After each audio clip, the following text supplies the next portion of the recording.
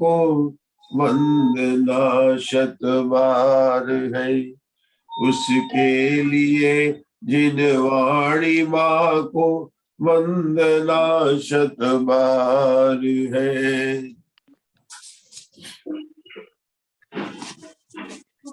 बोलिए मुग्धा जी मंगलाचरण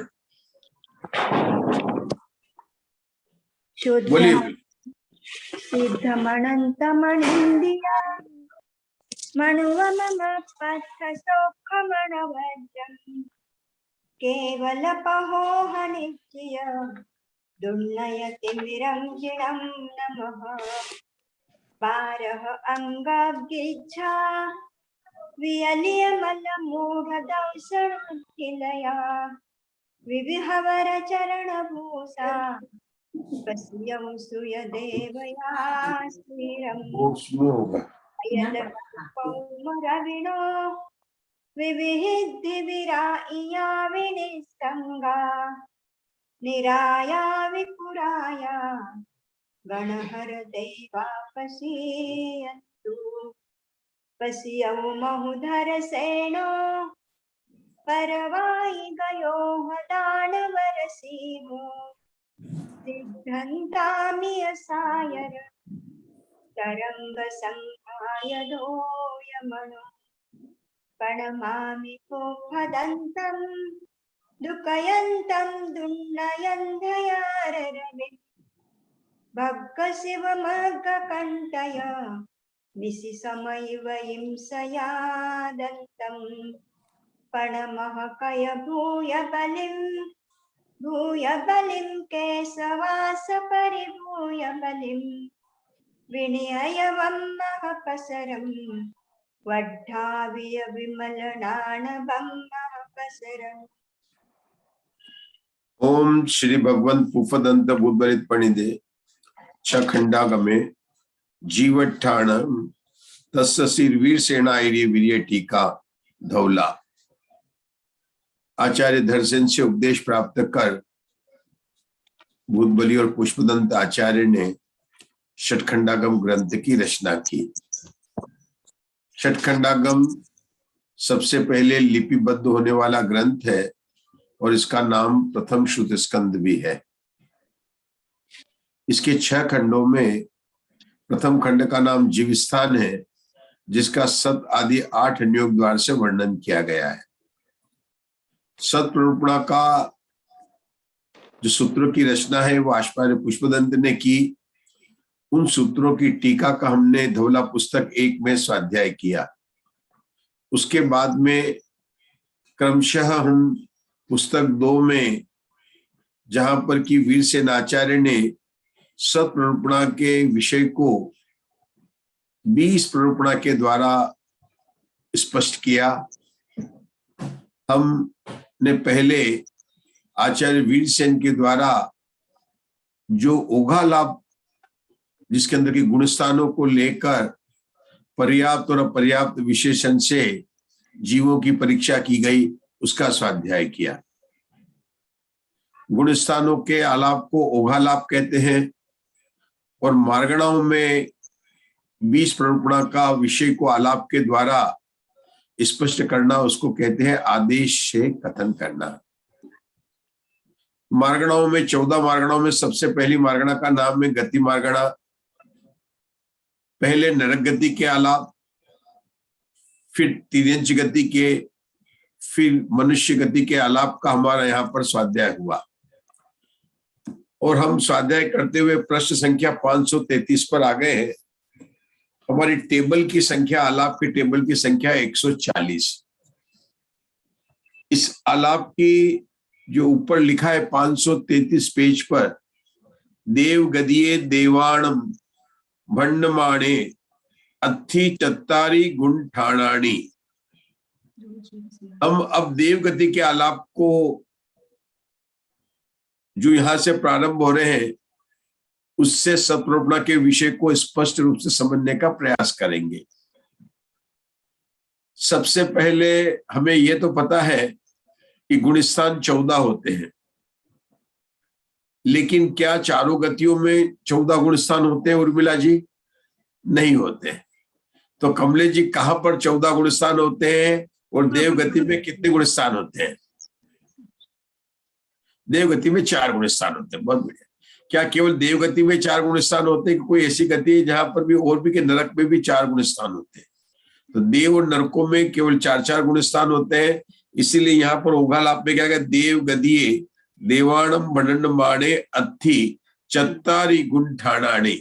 अब आचार्य ने यहाँ पर 4 गुण स्थान कहे हैं, तो 4 गुण स्थान तो उपशम श्रेणी और शपक श्रेणी में भी होते हैं, क्योंकि उपशम श्रेणी के 4 गुण स्थान है अपूर्वकरण, अनिरुद्धीकरण, सूक्ष्म संप्राय और क्षीण मोह। उपशम श्रेणी के अपूर्वकरण, अनिवृत्तिकरण, सूक्ष्म संप्राय और उपशांत, तो वो भी 4 गुण स्थान है। तो क्या उन 4 गुण स्थान को लेना कि नहीं, कि पहले से 4 गुण स्थान आदि के 4 गुण स्थान कहने पर मिथ्यात्व, सासादान, सम्यक दृष्टि, सम्यक मिथ्यात्व और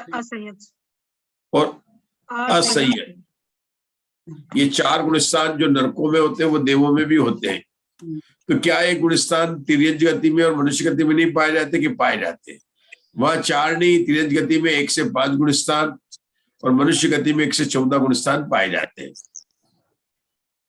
देवगति, जब देवगति की बात आती है और हम अपने जीवन में देखते हैं तो सबसे पहले सबकी भावना होती है, हे भगवान मुझे देवगति मिले। मुझे कोई ऐसा नहीं है कि जो भावना नहीं पाता हो कि मरकर कहाँ जाना चाहते हो कि भाई उत्तम गति मिले। कोई है क्या यहाँ पर जो कहेगा मुझे नरक गति मिले या मुझे मनुष्य गति मिले? ऐसा भी नहीं कहते। मरकर क्या बनेंगे? जबकि मनुष्य मरकर मनुष्य होता। भाई देवता तो नहीं कर सकते, देवता लोग भावना नहीं पा सकते देव गति में, देवते को देव मरकर देव नहीं होते, मर के सब स्वर्गवासी होते हैं। और स्वर्गी जो है ना स्वर्गवासी होते हैं, स्वर्गवासी ही होते हैं ना। कहाँ चले गए स्वर्ग, तो भगवान ही जानते हैं कि स्वर्ग गए कि कहाँ गए, नरकावासी हुए, लेकिन जाते हमारे स्वर्गवासी होते हैं। मुझे छड़ाला की वो लाइन आती है ना, जो विमानवासी हो थाय सम्यक दर्शन बिन दुख पाए। मतलब हम ये समझ के बैठे हुए हैं हमारे, चाहे हम बोलने भी ले, लेकिन मन में ये तो है कि देव गति में ही सुख है और वही जाए तो वही भगवान उच्च गति देना। सुगई गमनम समाई मरणम, वो सुगई गई गति में हमारी बात देव गति पर ही जाती है। सुगति गमनम समाधि मरणम जिण गुण संपत्ति वज्जम, तीनों बोल जोरदार है। मतलब देव गति मिल जाए हमें और भगवान की जितनी प्रॉपर्टी वो भी हमें मिल जाए, क्योंकि भगवान ने तो दीक्षा ले ली थी तो अभी पड़ी हुई होगी तो हमें मिल जाए, है ना। जिण गुण संपत्ति हो वज्जम। लेकिन वास्तव में हम इन देखेंगे कि देव गति में कितना दुख है। लगता है आपको पता ना, सब प्रकार के दुख में सबसे बड़ा दुख है मानसिक दुख, और देव गति में मानसिक दुख है। नारकियों में भले ही शारीरिक दुख हो, हर तरह के दुख है। इसका ये नहीं कहता कि नरक गति अच्छी है, मैं तो कह रहा हूं कि दुख तो जो है कहीं है ही नहीं है। चौगति दुख जीव भरे है, परिवर्तन यो पंच पूरे करे। हमारी जो भी आलाप चल रही है उसमें अंतिम जो 3 गति की तो हम कर ही चुके हैं, और आज हम देव गति के आलाप की वासना को प्रारंभ करते हैं। किरण जी भाई साहब, पहले देवों के सामान्य आलाप की वासना कीजिए, पेज नंबर 533। पंडित जी, हाँ, ये लब्ध पर्याप्तक समूर्छन जीवों को कहा है? हाँ, लब्ध पर्याप्तक जो है ये समूर्छनीय होंगे। 1 इंद्रिय, 2 इंद्रिय, 3 इंद्रिय, 4 इंद्रिय सभी समूर्छनीय है। समूर्छन का मतलब माता पिता के बिना वो कर्म परमाणु को ग्रहण करके उनका शरीर भी बन जाता है और जन्म हो जाता है। समूर्छन, समूर्छन जीव मनुष्य के आकार के होते हैं। हाँ, ये समूर्छन है। उनके मम्मी डैडी नहीं मिलेंगे, ये होते हैं। लब्ध पर्याप्त का तो पता भी नहीं है, तो शास्त्र से हम समझ रहे हैं, क्योंकि उनको दिखाई तो पड़ता ही नहीं है, वो तो यहीं पर हो जाते हैं। तो ये तो लब्ध पर्याप्त मनुष्य है। ये तो वास्तव में सोचने के ऐसे मनुष्य भाव भी हमने कई बार धारण कर लिए, तो उसकी क्या सार्थकता है? मतलब मनुष्य भाव मिलना, वास्तव में मनुष्य भाव तो वर्तमान में मिला है कि हम मिले हैं और हम जिनवाणी का रसास्वादन कर रहे हैं, और ये सार्थक हो जाएगा अगर हमने अपने सम्यक दर्शन की प्राप्ति कर ली, तो वास्तव में यही मनुष्य भाव वास्तव में मनुष्य भाव है। तो मनुष्य मिलकर भी मुझे वो याद आता है, विषय तो नहीं है, समनस का अमनस का। वहां पर जब होता है तत्वार्थ सूत्र का दूसरे अध्याय का 11वां सूत्र है, 10वें सूत्र में तो कहा संसारिणो मुक्ताश्च, और 11वें सूत्र में कहा समनस का अमनस का। तो मुग्धा जी, वो तुम जानते हैं कि मन सहित और मन रहित होते हैं, उसका अर्थ करते हैं, सब जानते भी है कि जो संगी होते हैं वो मन सहित होते हैं, असंगी होते हैं। लेकिन मैंने टोडरमल स्मारक में कोरोना काल में जो पहले विश्व में गोष्ठी हुई थी तत्वार्थ सूत्र में, तो एक बच्चे के मुंह से, मतलब जो एक शास्त्रीय विद्वान था, उसके मुंह से जब सुना वहां पर इसका अर्थ, उसने कहा कि अगर वर्तमान भाव में हम संगी है और मन मिला है, और अगर सम्यक दर्शन प्राप्त नहीं हुआ तो वह संगी ही है। मतलब सब मनस का मन सहित होने पर भी हम अमनस का ही होंगे। मुझे बहुत अच्छा लगा किरण जी भाई साहब, उसने, मुझे नाम तो याद नहीं है, तत्वार्थ सूत्र की गोष्ठी हुई थी टोडरमल स्मारक में। शांति जी पाटिल जो है उसमें है, ऋषभ शास्त्री, ऋषभ शास्त्री था। ऋषभ शास्त्री था वो। हाँ, बहुत अच्छा है उसका बहुत अच्छा है, चिंतन बहुत है। पंडित जी एक चीज पूछनी है। सम्यक दर्शन के लिए कहते हैं कि सम्यक दर्शन एक बार हो जाए तो जो त्रियंश गति है, नरक गति है, ये सब नहीं मिलती, तो लेकिन सम्यक दर्शन होके छूट भी तो जाता है। हाँ, अभी तो मिलती है, फिर छूट जाता है। अरे एक बार नहीं, असंख्यात बार छूट जाता है। अपन तो पढ़ रहे ना को शपित कारमांचिक वाला, तो वितरा 11वें गुण स्थान बढ़ के वापिस 1 में चला गया। अपन ने दिन में भी पढ़ा था, पहले पढ़ा था ना, सब परिणामों का खेल है। नहीं वो तो ठीक है, लेकिन सम्यक दर्शन होकर के छूट तो गया, तो छूटने के बाद क्या फिर नरक गति और त्रियंश गति फिर वापस मिल जाती हैं? क्योंकि उस समय में जैसे भाव होंगे वैसे मिलेंगे। आपका जो मिथ्या छूट ही गया है, लेकिन आप जो जिससे चिंता से पूछ रहे ना, वो चिंता नहीं करनी है। अपने को गिरने का भाव क्यों सोचते हैं? समय साल में कहते तो नीचे उतरने का क्यों भाव करता है? तू तो ऊपर उठने की बात करना है। आप नहीं सोच रहे, लेकिन ये है कि सम्यक दर्शन, फिर ऐसा कौन सा सम्यक दर्शन है जिसके लिए ये वो है कि भाई ये हो जाए तो फिर ना तो सम्यक, वो तो छायिक सम्यक दर्शन तो है ही कि वो तो छूटता ही नहीं है। राजा श्रेणिक से बात की थी मैंने, उत्तम सम्यक मेरे से छूटता है, मतलब उनको शायिक सम्यक दर्शन हो गया है, और शायिक सम्यक दर्शन मतलब होने के बाद में नियम से तीसरे या चौथे भाव में मोक्ष चला जाता है, मतलब नियम से आता, मतलब इससे अधिक भाव होते नहीं। वो अगर पूरे पहले मनुष्य बांध दिए तो भोगभूमि जाएगा, तो एक भाव और बढ़ जाएगा, और फिर देवगति और फिर मनुष्य बनकर चला जाएगा। मतलब ये 4 भाव होते हैं शायिक सम्यक दृष्टि मैक्सिमम। तीर्थंकर के 3 ही भाव होते हैं। तीर्थंकर प्रकृति जो मानना शुरू करते हैं उसके मैक्सिमम 3 भाव, और शायिक सम्यक दृष्टि का ऐसा बताया गया कि 4 भाव तक मैक्सिमम हो सकते हैं। मतलब जो छूटता है वो सम्यक ही है ना। ऐसा जीव भी नरक चला गया पहले, क्योंकि उसने पहले बांध रखी थी ना, पहले नरकायु बांध रखी थी। तो जिनागम का नियम है तो वो आज तो बन जाओ, वो तो नहीं बदलेंगे। तो जिनागम के यही नियम है। इन सब बातों से उर्मिला जी यही है कि हमेशा सावधान रहना है और अपने भावों को जितना हो सके उतना संभाल के रखना है। देखो देवगति के अपन कर रहे हैं, अभी चलते हैं, बहुत अच्छी बातें आने वाली है। चलो वासना करते हैं। किरण जी भाई साहब, इस प्रकार मनुष्यों के आलाप समाप्त हुए। देवगति में सामान्य देवों के सामान्य आलाप करने पर आदि के 4 गुणस्थान, शोधनीय पर्याप्त और शोधनीय अपर्याप्त, ये 2 जीव समास, 6 पर्याप्तिया, 6 अपर्याप्तिया, 10 प्राण, 7 प्राण, 4 संज्ञाएं, देवगति, पंचेंद्रिय जाति, त्रसकाय, 4 मनोयोग, 4 वचन योग, वैक्रियक काय योग, वैक्रियक मिश्र का योग और कारमान का योग, 11 योग। नपुंसक वेद के बिना तो 2 वेद, 4 कषाय, 3 अज्ञान और आदि के 3 ज्ञान, 6 ज्ञान, असंयम आदि के 3 दर्शन, द्रव्य और भाव से 6 लेशाएं या 3 अशुभ लेशाएं अपर्याप्त काल की अपेक्षा जानना चाहिए। भव्य सिद्धिक, अभव्य सिद्धिक, 6 सम्यकत्व, सौदनिक, आहारक, अनारक, साकार उपयोगी और अनाकार उपयोगी होते हैं। देवगति के अपन ने सामान्य आलाप बनाए। इसका मतलब क्या है कि देवगति में न पर्याप्त और अपर्याप्त, क्योंकि देव में जन्म तो लेते ही हैं, तो वहां पर पहला गुणस्थान, दूसरा, तीसरा और 4 गुणस्थान बताए। तो जन्म लेने वाला पहले में भी लेता है, दूसरे में भी लेता है और चौथे में भी लेता है। मतलब देव गति में जीव केवल एक नरक गति था जहाँ के दूसरे गुण स्थान के अंदर जन्म नहीं होता है, लेकिन देव गति के अंदर तो पहले, दूसरे और चौथे में जन्म होता है। अभी जो हम पढ़ रहे हैं देव गति के सामान्य आलाप पढ़ रहे हैं। हमने पहले मनुष्य गति के भी सामान्य आलाप पढ़े थे और हमें याद भी है। तो देव गति के आलाप और मनुष्य गति के आलाप को अपने तुलना करें, जो भी पढ़ा किरण जी भाई साहब ने पढ़ा है। तो देखिए पहला तो ठीक है, जैसे हमने बोला ना कि पहला तो गुणस्थान है, वो तो आईडी कार्ड, जब उसकी बात, लेकिन यहाँ पर आईडी कार्ड नहीं है, क्योंकि यहाँ पर सामान्य कहेंगे तो यहाँ पर केवल 1 से 4 गुणस्थान लिए और मनुष्य सामान्य में क्या लेंगे कमलेश जी? मतलब अगर मनुष्य सामान्य का लेंगे, अच्छा प्रवीणा जी आप बताएंगे, मनुष्य सामान्य में लेंगे तो पूरे 1 से 14 गुणस्थान लिखेंगे पूरे। ठीक है। अब मंजू जी दूसरा कौन सा? जीव समास। देव गति के जीवों में और मनुष्य के जीव में जीव समास में कोई अंतर है?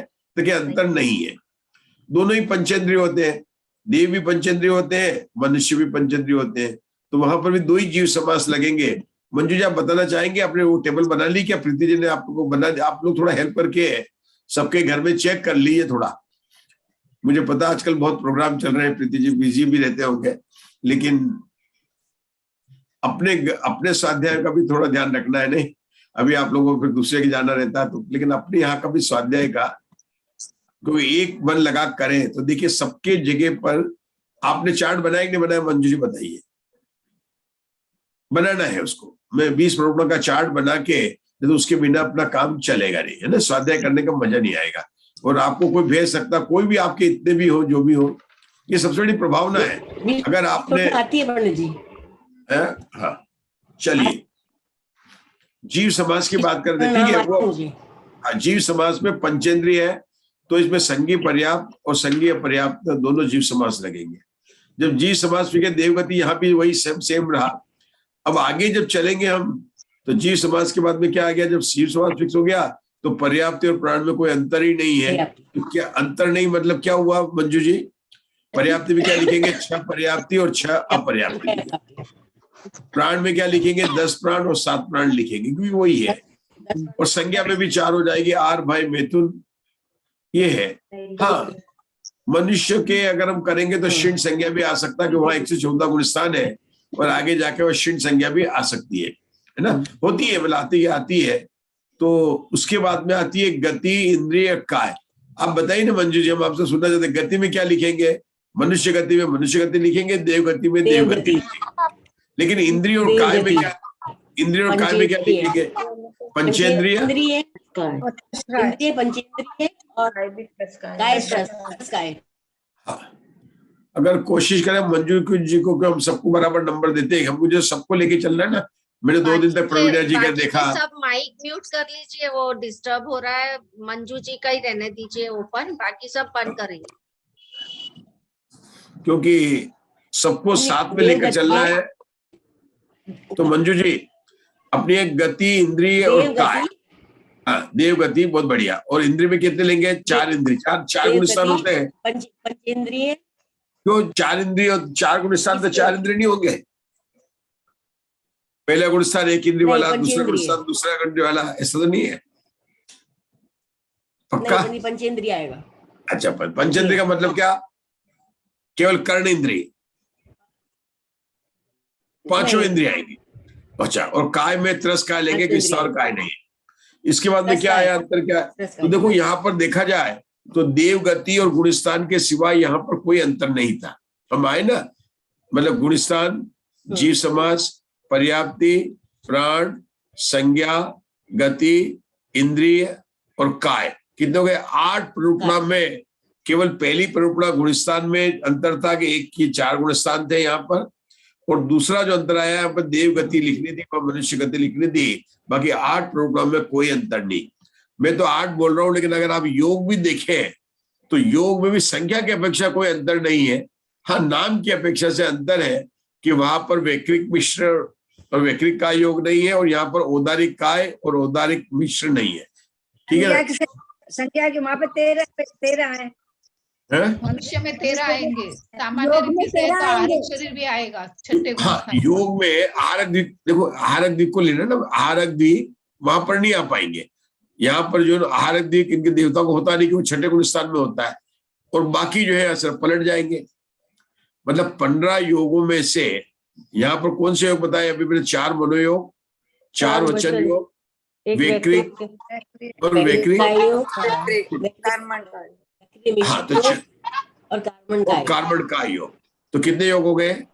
11 योग हो गए। कौन से नहीं? हाँ, कौन से नहीं हुए? 4 कौन से नहीं? उदारिक वाले नहीं हुए और आहारक वाले नहीं हुए, जो केवल मनुष्यों से संबंधित ही है। आहारक दिक तो मनुष्य संबंधित है और उदारिक वाले जो है मनुष्य तीन संबंधित है। तो यहाँ पर योग मार्गणा में सामान्य अपेक्षा अयोग्य आएंगे ना? कहा वो तो आएंगे, ठीक मनुष्य है, में हाँ आएंगे ना, आएंगे, आएंगे, बिल्कुल आएंगे, बिल्कुल आएंगे, कोई प्रॉब्लम नहीं। अपन बता रहे देव गति की बात यहाँ पर चल रही है ना, किस तरह से अंतर है। तो योग, वेद, कषाय, हाँ वेद और कषाय में, हाँ वेद और कषाय में वहां पर तीनों वेद थे। यहाँ पर कितने वेद लेंगे मंजू जी? यहाँ पर नपुंसक वेद नहीं लेंगे, स्त्री पुरुष, क्योंकि ये नपुंसक वेद नहीं होता है। ऐसी कौन सी गति जहाँ केवल नपुंसक वेद ही होता है? नरक गति। कौन बोला? आपसे पूछा क्या?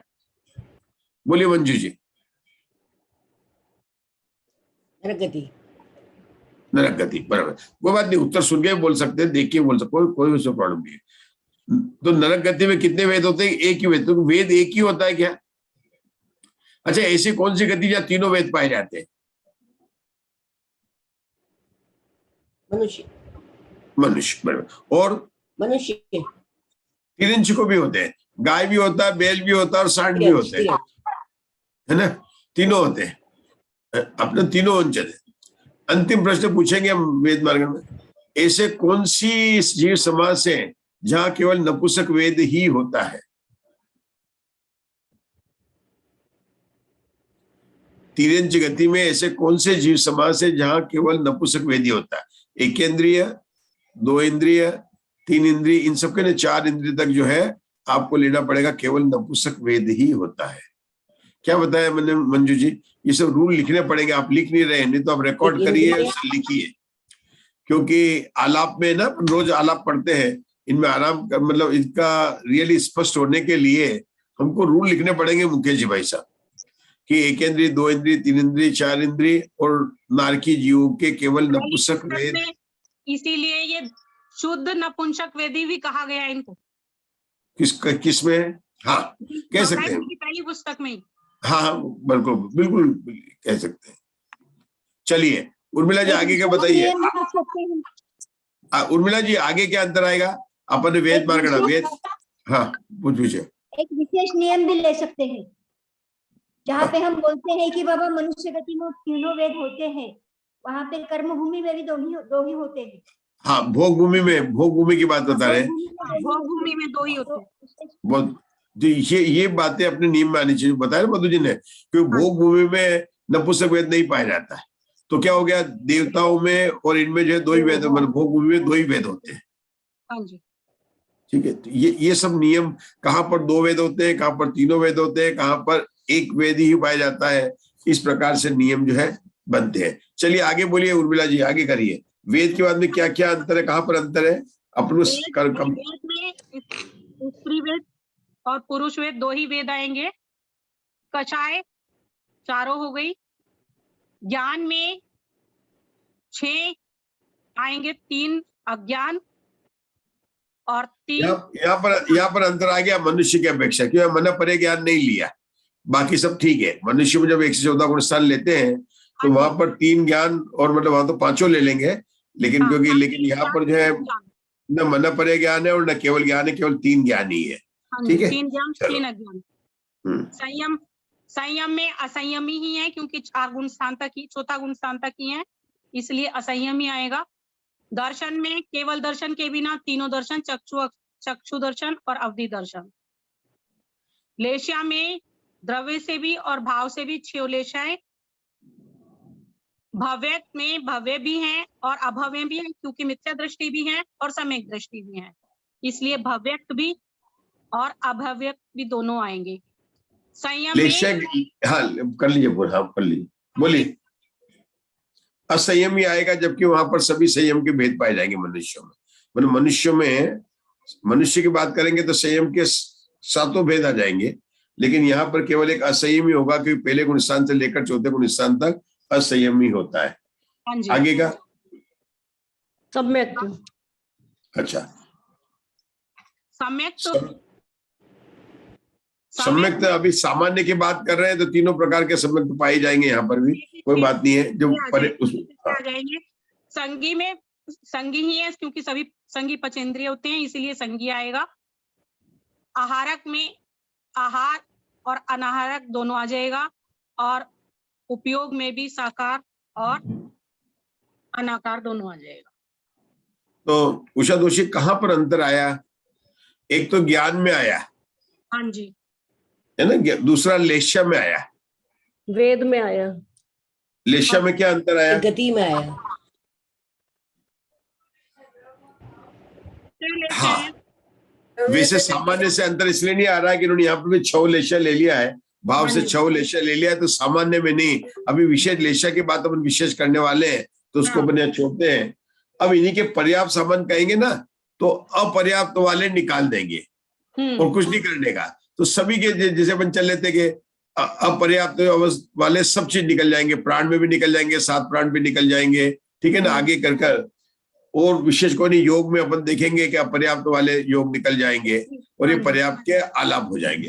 अब इसको पढ़ते हैं अपन, उन्हीं पर्याप्त सामान्य। 1 मिनट अभी पढ़ रहे हैं, किरण जी भाई साहब पढ़ रहे हैं, पहले पूरा ये पढ़ लेते हैं। हाँ पढ़िए किरण जी भाई साहब। उन्हीं पर्याप्त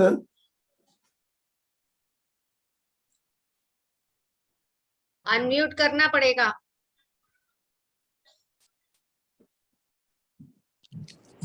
उन्हीं पर्याप्त सामान्य देवों के आलाप करने पर आदि के 4 गुणस्थान, 1 सौदे पर्याप्त, जीव समास, 6 पर्याप्तियां, 10 प्राण, 4 संज्ञाएं, देवगति, पंचेंद्रिय जाति, त्रसकाय, 4 मनोयोग, 4 वचन योग और वैक्रिय काय योग, ये 9 योग, स्त्री और पुरुष ये 2 वेद, 4 कषाये, 3 अज्ञान और आदि के 3 ज्ञान ये 6 ज्ञान, असंयम आदि के 3 दर्शन, द्रव्य से 6 लेशाएं होती है। शंका, यहाँ पर शिष्य कहता है कि देवों के पर्याप्त काल में द्रव्य से 6 लेशा होती है, यह वचन घटित नहीं होता। यहाँ पर शिष्य कहता है कि देवों के पर्याप्त काल में द्रव्य से 6 लेशा होती है, यह वचन घटित नहीं होता है, क्योंकि उनमें पर्याप्त काल में भाव से 6 लेशाओं का अभाव है। यदि यह कहा जाए कि देवों के भाव से 6 लेशाएं मत होवे, किंतु द्रव्य से 6 लेशा होती ही है, क्योंकि द्रव्य और भाव में एकता का अभाव अर्थात भेद है। सो ऐसा कथन भी नहीं बनता है, क्योंकि जो भाव लेशा होती है उसी लेशा वाले ही औदारिक, वैक्रियक और आहारक शरीर संबंधी 9 कर्म परमाणु आते हैं। यदि यह कहा जाए कि उक्त बात कैसे जानी जाती है, तो उसका उत्तर यह कि सौधर्म आदि कल्पवासी देवों के भाव लेशा के अनुरूपी द्रव्य लेशा का प्ररूपण किए जाने से उक्त बात जानी जाती है। सौधर्म आदि कल्पवासी देवों के भाव लेशा के अनुरूपी द्रव्य लेशा का प्ररूपण किए जाने से उक्त बात जानी जाती है, तथा देवों के पर्याप्त काल में तेज, पद्म और शुक्ल 3 लेशाओं को छोड़कर अन्य लेशा होती नहीं है। इसलिए देवों के पर्याप्त काल में द्रव्य की अपेक्षा से भी तेज, पद्म और शुक्ल लेशा होना चाहिए। इस प्रकरण में एक गाथा उपयुक्त है। हम पढ़ेंगे, लेकिन पहले बताएं कि प्रकरण क्या चल रहा है। कि सामान्य से कथन करें तो देव गति में 3 शुभ लेशा ही होती, सामान्य से कथन करें तो। मतलब दूसरा क्या है, दूसरा सामान्य कथन क्या है कि देवताओं में द्रव्य लेशा और भाव लेशा में अंतर नहीं है। मतलब जैसी लेशा होती है वैसी ही मतलब उनके भाव होते हैं, इसमें अंतर नहीं है, वहां पर अंतर नहीं होता है।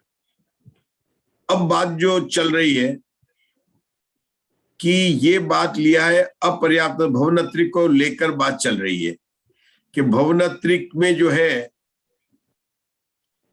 जो अपर्याप्त अवस्था है वहां पर अशुभ लेशाएं होती है मिथ्या दृष्टि जीव के। अगर सम्यक दृष्टि जीव है तो उसके तो शुभ लेशा, मतलब शुभ लेशा होगी वो भी पहले नंबर, क्योंकि पीत लेशा होगी अगर वह भवनत्रिक की हम बात कर रहे हैं। वैसे देखा जाए तो आदि के 3 में ना तत्वार्थ सूत्र का 4थे अध्याय का कि आदि के 3 में मतलब भवनत्रिक में पीत लेशा तक होती है। तो वहां पर जो बात बताई है कि वह अपर्याप्त अवस्था में अशुभ लेशा और पर्याप्त अवस्था में पीत हो जाती है। हाँ, चूंकि तो देव सामान्य की बात कर रहे हैं, तो पर्याप्त अवस्था में सभी देवों के शुभ लेशा ही होती है। तो उसका प्रश्न अच्छा था। इसके बारे में यहाँ पर जो है लेशा का बहुत अच्छा स्वरूप और विशेषार्थ दिया है। उसके द्वारा पर हम ये मतलब ये तो शंका ही चल रही थी, इसको स्पष्ट करने के लिए कुछ गाथाएं कोट की गई यहाँ पर। हाँ, तो मुग्धा जी इन गाथा को पढ़ना अपने को। खिंडाभ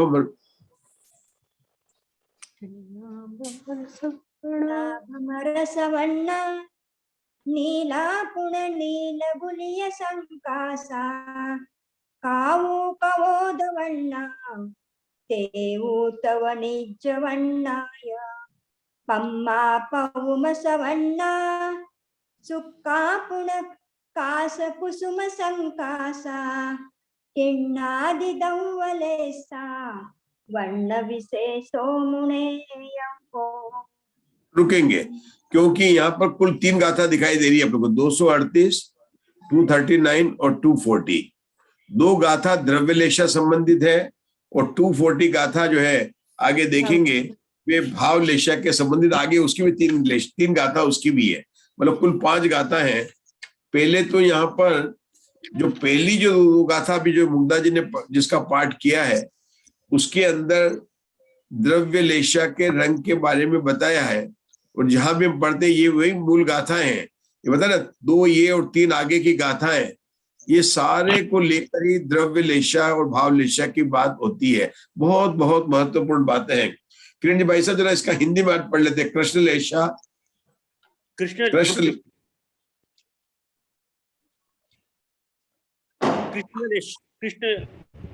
लेशा भोरंग के समान अत्यंत काले वर्ण की होती है। नील लेशा नील की गोली के समान नील वर्णी होती है।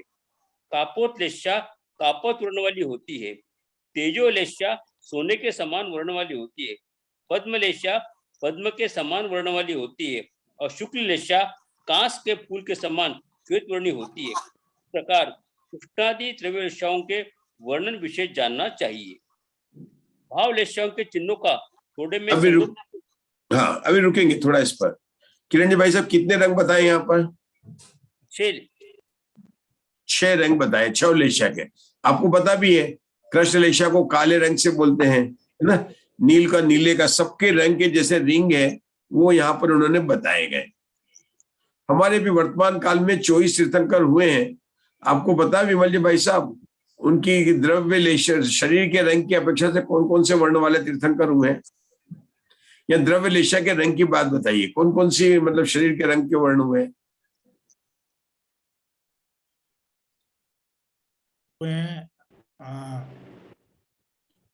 पद्म के रंग के हुए हैं, नील के हुए हैं और कापोत वर्ण के भी हैं और नील पद्म कृष्ण भी हुए हैं कृष्ण कलर के भी हैं।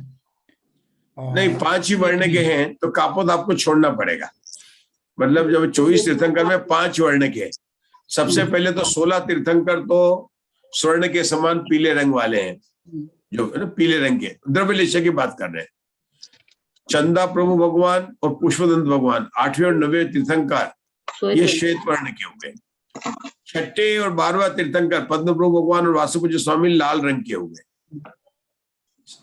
7वें और 23वें भगवान सुपार्श्वनाथ और पार्श्वनाथ का एक रंग था जिसको हरा भी कहा जाता है। और 20वां और 22वां मुनि सुव्रतनाथ भगवान और नेमिनाथ भगवान इनके नील रंग के, इस प्रकार से इनके 5 वर्णों की आ रही है।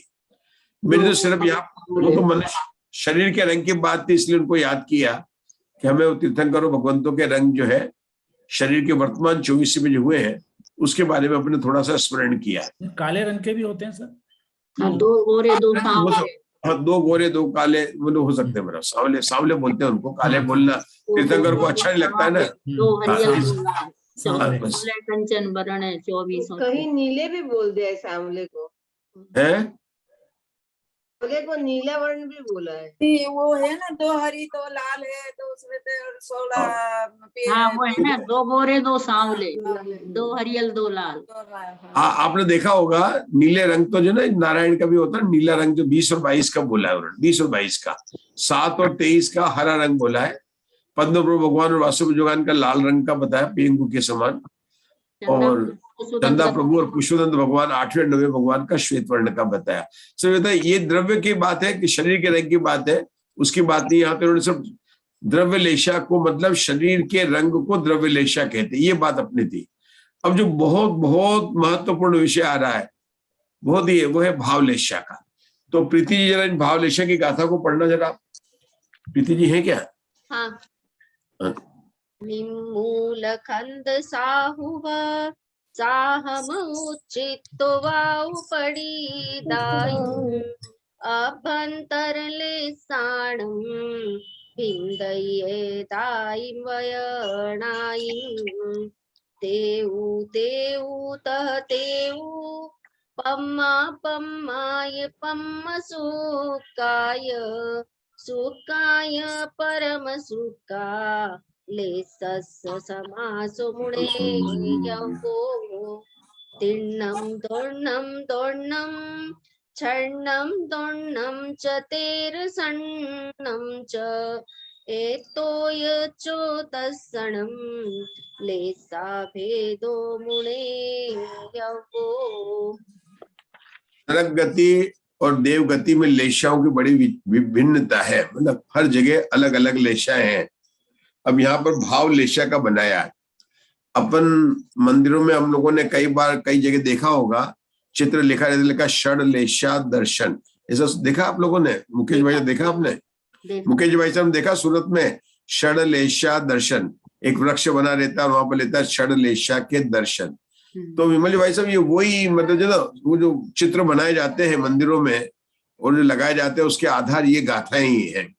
ये गाथाएं घुमटसाल में भी आती है, मूल गाथा है, और उसको कहते हैं षड लेशा, कहीं कहीं उसको धर्म के से भी जोड़ा जाता है।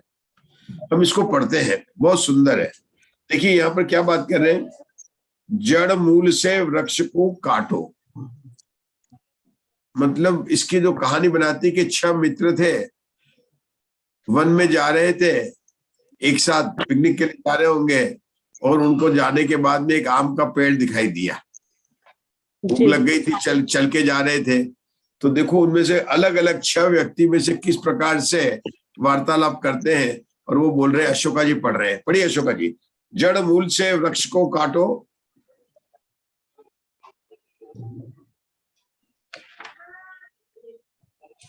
जड़ मूल से वृक्ष को काटो, स्कंद से काटो, शाखाओं से काटो, उप शाखाओं से काटो, फलों को तोड़कर खाओ और वायु से पतित फलों को खाओ। इस प्रकार के ये वचन अभ्यंतर अर्थात भाव लेशाओं के भेद को प्रकट करते हैं। तो यहाँ पर कितने बोले? 6 है। आप लोगों ने चित्र देखा भी होगा, दिख रहा, आपने देखा मंजू जी? इसको कहते हैं लेशा के षड दर्शन की वाली बात कहते हैं, चित्र है यहाँ पर, दिखाई पड़ा आपको अशोका जी? जी दिख रहा नहीं चले? हाँ, तो कितने व्यक्ति हैं यहाँ पर, कितने हैं? अब वो पुराने जमाने के इसलिए सब धोती पहने हुए, नहीं तो आजकल होता है टी शर्ट और पैंट पहन के चलते हैं, जीन्स में होते हैं या हाफ पैंट में होते हैं, लेकिन ये तो पुराने जमाने का वृक्ष है। तो इसमें लेकिन 6 व्यक्ति है, 2 4 और 2 6 जी। बताइए 2 जोड़े में। मीनाक्षी जी दिख रहा है आपको? हाँ जी बिल्कुल दिख रहा है, दिख रहा है। अब क्या क्या दिख रहा है नीचे?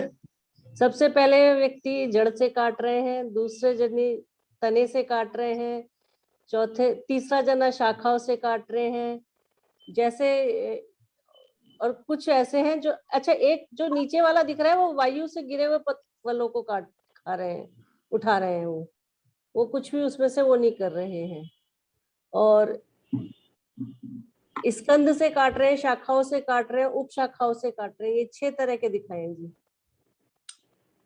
तो यहाँ पर लिखा ना, शाखाओं से काटो, उप शाखाओं से काटो, हाँ स्कंद से काटो, तो जड़ मूल से वृक्ष को काटो। हाँ, ये कौन सा आदमी दिख रहा है यहाँ पर आपको? सबसे नीचे जो इधर धोती पहने हुए, हाँ, वो लेशा पूछ रहे हैं, कौन सी लेशा वाला? नहीं वो ये इन्होंने दिखाया भी, उन्होंने काला काला उसका शरीर दिखाया, देखो इधर वाला ना, कापोत लेशा हो गई, कृष्ण ये लेशा हो गई, एक कृष्ण। अब यहाँ पर जब अपन ट्री को देखते हैं, आपको ये वृक्ष देखा कि नहीं देखा, किस किसने देखा, जरा हैंड रेस करना, सबने देखा होगा। और आज फिर देख रहे हैं आपको, जहां देखा था वहां पर आपको कुछ गलती दिखाई दी, और आज दिखाई दी वहां पर कुछ गलती दिखाई दी, कि आपने कहा हाँ ये वृक्ष तो अपन ने बहुत बार देखा है, और लेशा का वर्णन है, इसके अंदर तो 6 रेशाओं का वर्णन है, और बहुत सारा उदाहरण भी सबको याद है, क्योंकि यहाँ मैं जानता हूँ सभी स्वाध्याय है, सबको भी है। लेकिन प्रीति जी हमको देखना है कि इसमें गलती है कि नहीं है। वहाँ पे जामुन का पेड़ बताया पंडित साहब, यहाँ आम का पेड़ नहीं, चलो जामुन के बारे में मान लो, कोई बात नहीं, हम जामुन भी खाते हैं, कोई बात नहीं है ना। तो वो भूखा पेट में जामुन भी खा लेगा, आम भी खा लेगा, कोई सब जैनी बच्चे जामुन और जो है वो खा लेंगे, कोई प्रॉब्लम नहीं उनको, वो भूखे। बात तो ये है कि जड़ मूल से वृक्ष को काटो, स्कंद से काटो, शाखाओं से काटो, उप शाखाओं से काटो, फल को तोड़कर खाओ, है ना। तो देखो वायु से पतित फलों को खाओ, इस प्रकार ये वचन आभ्यंतर और भाव लेशा के भेद को प्रकट करते हैं। मतलब उनको भूख इतनी लगी थी कि हर एक ने बोला, जो सबसे स्पष्ट है वो पहला नंबर का और 6 नंबर का है। पहला नंबर का तो कहता है कि पेड़ को जड़ से ही काटो, ठीक है ना, और लास्ट वाला बोलता है कि जो नीचे हवा से जो गिर गए हैं उन फलों को ही काटो, तो शुक्ल लेशा, वो दोनों को यहाँ पर। तो जो अभी मैंने आपको चित्र दिखाया था, पिक्चर दिखाई थी, उसमें शुक्ल लेशा वाला तो बिल्कुल सही है, उसने सफेद कपड़े भी पहन रखे हैं, और वो नीचे पड़े हुए पेड़ को भी खा रहा, बिल्कुल सही है। अब जो पहले वाला है जड़ से नहीं काट रहा, ऊपर से काट रहा है। हाँ जी, यो जो पेंटर ने जो बनाते हैं चित्र, उनको तो दे दिया जाता है, तने से काट रहा है, एक तो करते नहीं है, जड़ से काटना। ये तो पेड़ वापस उग भी सकता है, वहां से काटेगा, तो जड़ से काटना मतलब नीचे से जड़ से काटने वाली बात होती है। दूसरा ये है कि आगे चलेंगे तो उसको स्कंद से काटो और शाखाओं से काटो। यहाँ पर चलेंगे तो ऑलरेडी आगे चला गया, स्कंद छोड़ दिया है और शाखाओं में चला गया है, उप शाखा वाला आगे बढ़ गया है, मतलब एक स्टेप बढ़ गई है। अब देखते हैं, फिर से देखना आपको लगता है कि नहीं लगता उस चीज को। मैं आपको एक चित्र, 2 चित्र दिखाऊंगा। मैं पहले ही बता देता हूँ, इस चित्र में कुछ कमी है। ये नहीं कहता हूं कि चित्र सही नहीं, मतलब सामान्य से देखे तो सही है, सबने देखा ही है।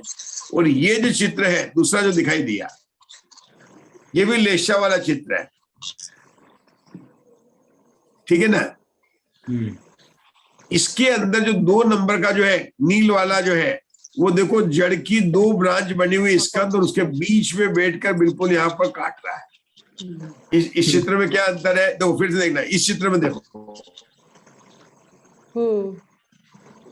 इस चित्र में ये अगर कृष्ण वाला है तो नील वाला किधर है, इधर है,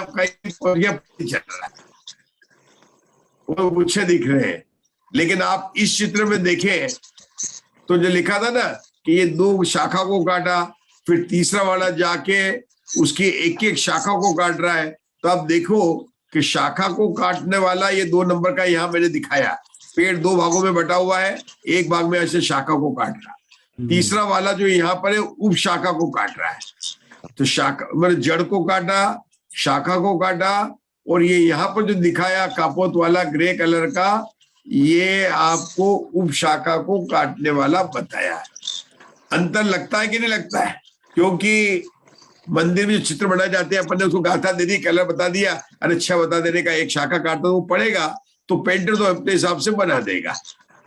तो क्योंकि उन्होंने तारतम्यता बताई है, कृष्ण से नील, नील से कापोत, पीत, पद्म, शुक्ल, और हमारे विमल जी भाई साहब को तो नाम भी याद है। तो इस चित्र के अंदर जो है वहां पर आपको अंतर को देखना, विमल जी ध्यान दिया थोड़ा लगता है ना, कि शाखा को जो मैंने जिस तरह दिखाया था उसके अंदर जो, ये मेरा बहुत पुराना चित्र है, मेरे को कहाँ से मिला था, और ये दूसरा चित्र जो आपको हर इंटरनेट की हर जगह जहां पर भी लेशा का स्वाध्याय चल रहा होगा, आपको प्रीति जी वगैरह के पास में सब व्हाट्सएप है, आपको भेज देंगे, आप लिखिए। हाँ देखो ये भी है। अब सुरभि जी से पूछिए, सब जगह वो चित्र मिल जाएगा, लेशा का भाव दीपिका में भी मिल जाएगा, सब जगह चला आया है ना। लेकिन असली चित्र जो गोमट सार में, पुराने गोमट सार में ब्लैक एंड व्हाइट में है वहां पर, और मुझे कलर में मिल गया था, इसलिए मैंने उसको कलर में बनाकर आपके सामने प्रस्तुत किया। खैर ये तो बात थी चित्र की, लेकिन यहाँ पर ये है, अब हमको इनके स्वरूप को समझना है कि कैसे हैं। जो बोल रहा है, देखो उस जीव के परिणाम कैसे हैं। खाना तो एक आम है, उस पेड़ पर कितने आम लिखे हैं, लेकिन पूरा का पूरा पेड़ काटना चाहता है।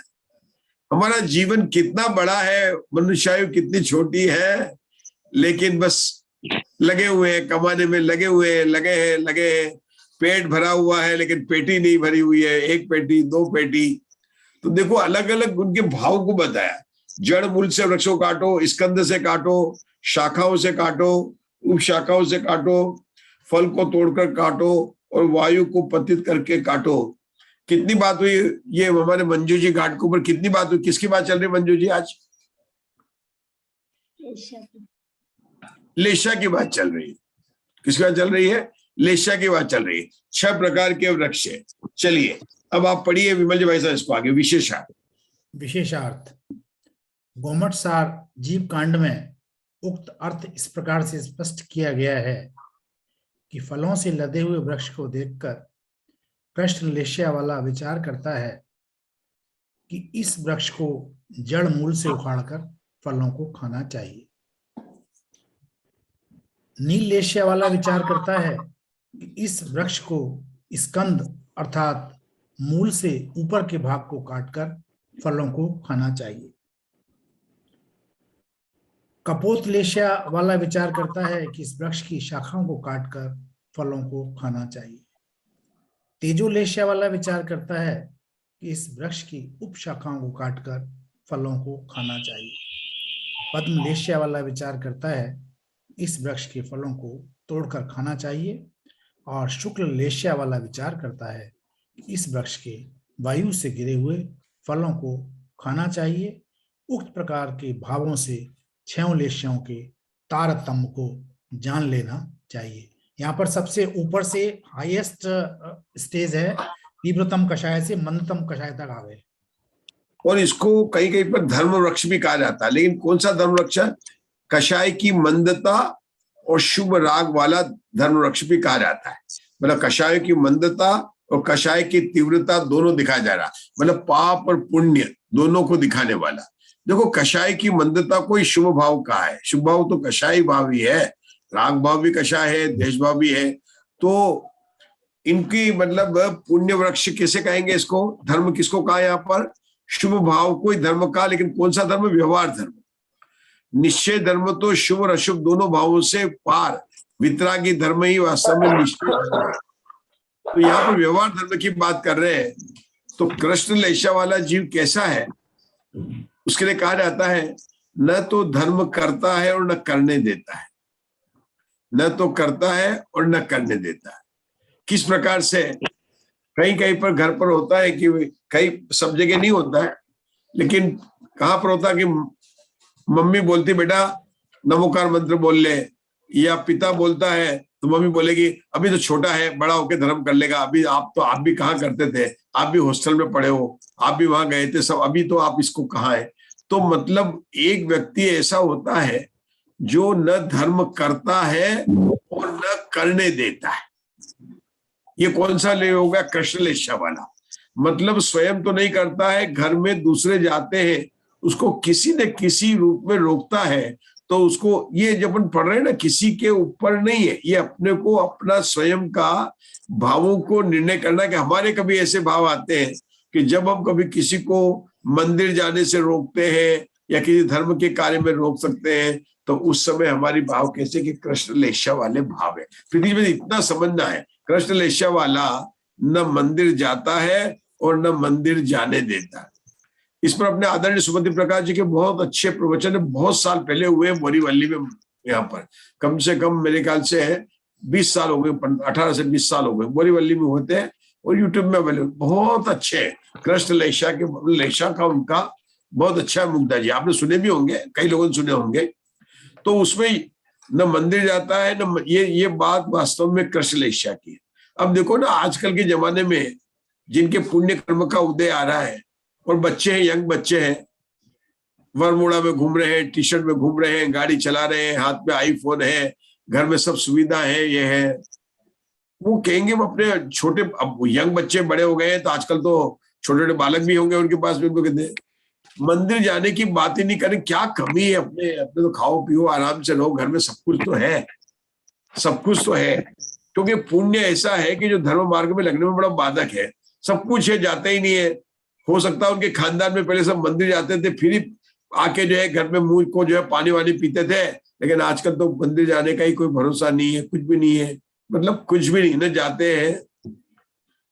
और बल्कि वर्तमान में देखकर ऐसे भी लोग मिल जाएंगे कि आप लोगों को कहेंगे कहाँ धर्म में जा रहे हो और मतलब कर रहे हो, अरे आराम से रहो। अरे कहाँ भैया, तू तो आराम से आता, तेरे पास तो गाड़ी है, आईफोन है। अरे छोड़ ना, मैं तेरे को आज बैंक से लोन दिला देता हूँ, ईएमआई कटेगी, कुछ नहीं है, क्रेडिट कार्ड में पे करेंगे, और तेरे पास में अगर एक्सिस बैंक का क्रेडिट कार्ड है तो उसमें 6,000 रुपया वो डिस्काउंट भी मिल जाएगा तेरे को, और तेरे को लोन भी मिल जाएगा, डिस्काउंट भी मिल जाएगा। ले लिया आईफोन, ले लिया।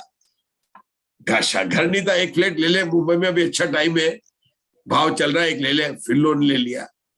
अब आप देखो कि उसको इन सब में कर दिया, जो वर्तमान में उसका जो वर्तमान में जो पुण्य था ना, पुण्य उसको काट रहा है। उसको कृष्ण वो क्या कर रहा है, वो वृक्ष को काट रहा है। कौन सा वृक्ष को काट रहा है? जिस वृक्ष पर पुण्य और पाप के फल लगते हैं। संसार वृक्ष कौन सा है? जहां के पुण्य और पाप के फल काटते हैं। ये क्या काट रहा है कि वर्तमान में जो उसको सुख सुविधा मिली है, या उसकी अभी नौकरी और लोन चुका सकता है, आईफोन भी ले लिया, फैन भी ले लिया, कार भी ले लिया, सब कुछ मेंटेन कर रहा है, किसके कारण? पूर्व भाव में मिले हुए पुण्य के कारण में सब साता का अनुभव हो रहा है। और वो क्या कर रहा है कि पुण्य पुराने पुण्य तो खर्चा हो रहा है और नया पाप बढ़ रहा है।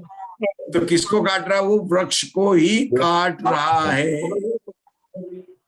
इसको व्यवहार धर्म का वृक्ष कहो, मतलब निश्चय धर्म की बात ही नहीं कर रहे हैं यहाँ पर तो व्यवहार धर्म की बात करें ना। कषाय से अंजन योगों की प्रवृत्ति जो लिंपन करती है उसे लेशा कहते हैं। तो ये पहले वाला जीव हो गया। दूसरा वाला जीव क्या है? नील वाला, कि दो भागों से काट रहा, एक इधर कर गया, एक इधर गया। हस्बैंड वाइफ में देख, तेरे मम्मी डैडी ने तेरे को अच्छे साध्याय थे, तू कर, मेरे को मत, लेकिन मेरे से मत कहना, मेरे से मत कहना। मतलब वो वाइफ करती है तो उसको रोकता नहीं है, लेकिन स्वयं तो मतलब न्यूज़पेपर लेके बैठ गया है, वो पाठ कर रही, स्वाध्याय कर रही है, तो ये अपने मोबाइल पे बात कर रहे हैं। हो सकता है टीवी थोड़ी आवाज कम कर देंगे, टीवी देख रहे हैं, और वाइफ जो है वो कर रही। यहाँ तक कि अगर कहा कि ड्राइवर नहीं आया, कम से कम मुझे मंदिर छोड़ो, तो ये नील लेशा वाला छोड़ने भी चला जाएगा। बेटे ड्राइवर नहीं आया, चल चल चल। अब वो मंदिर पे पहुंचकर वाइफ बोलती है कि चलो आए तो ऊपर दर्शन तो कर लो, एक माला ही जप लेना, तुम पूजा नहीं बोलते को बात, चुपचाप बैठ के लेना। कि नहीं तुम जाओ, मैं यहाँ पे वेट कर रहा हूँ। अब वो वाइफ की तो उसको तो 3 पूजा करने का और एक बंदो पांचों का तत्वार सूत्र का पाठ करने का था, तो कम से कम 45 मिनट 1 घंटे का टाइम लगता था। तो अब दूसरा नहीं है तो कैसे ले जाएंगे? खड़ा है वहां पर, गाड़ी लेकर खड़ा है, गाड़ी में बैठा है, गाने लगा दिए, अपना व्हाट्सएप है आजकल के लिए, करे जा रहा, बोला जा रहा, मतलब 1 घंटा है। मतलब वाइफ को रोका नहीं है, लेकिन स्वयं जो है नहीं करता है। मतलब ऐसे भी जीव आपको मिलेंगे कि वह हमारे मम्मी डैडी को मैं तो सुबह जो है ना सबसे पहले अपने फादर की सेवा करता हूँ, मैं तो उनको मंदिर में पहले दर्शन करा लाता हूँ। जाएंगे नीचे और नीचे बैठ जाएंगे, वहां पर पुजारी से बात करेंगे, ऊपर नहीं जाएंगे। तो ये नील लेशा वाला। अब तीसरा कापुत लेशा वाला क्या है कि ठीक है अब सबने बोला घर में कि करो भाई, अब आई वाई करके जाता है, लेकिन जाएगा तो क्या देखेगा? कह रहे पुजारी ना जी टिबले, यहाँ कल क्या हुआ है? यहाँ तो कोई आया था क्या? यहाँ चावल पड़े हुए हैं, उधर से तो पड़ा हुआ है। मतलब वो भगवान के दर्शन तो किए नहीं, और वो कहीं ना कहीं कुछ न करेगा, और ज्यादा होगा तो जोर से 2-3 बार घंटी बजा देगा। जो दर्शन कर रहे होंगे उनको देख लेंगे, वो पूरा उसकी व्यवस्था बनेगा। ये काम, ये सब भावों के परिणाम की बात है। चौथे गुण स्थान से बात करते हैं कृष्ण में, 2 बात जानते ही है, न्याय नीति अभक्ष को नहीं सेवन करेगा, न्याय नीति से कमाएगा।